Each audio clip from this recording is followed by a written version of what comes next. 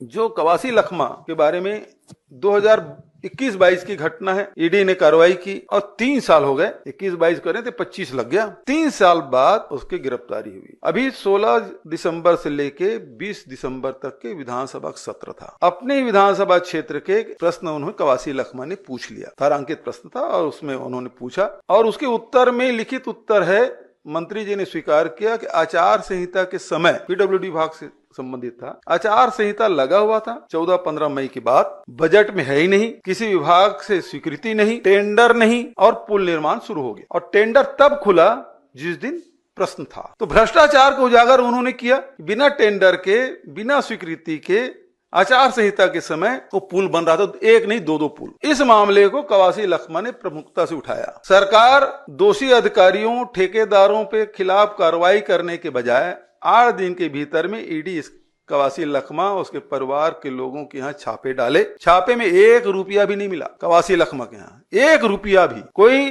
कागजात भी नहीं मिला।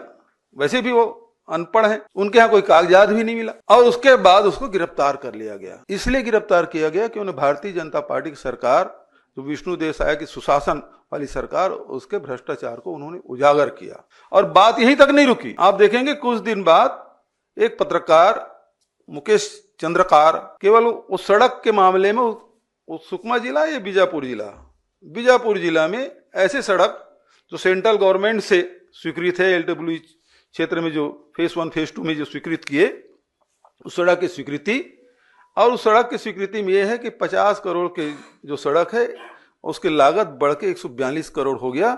सड़क बनी नहीं, 90% भुगतान हो गया। उसके मुंह हमेशा के लिए बंद करा दिया गया। प्राणों से हाथ धोना पड़ा मुकेश चंद्राकर को। तो ये बस्तर के 2 जिले की घटना कि आप यदि भ्रष्टाचार को उजागर करेंगे तो आपको या तो ईडी पकड़ लेगी या आपको मौत के नींद सुला दिया जाएगा।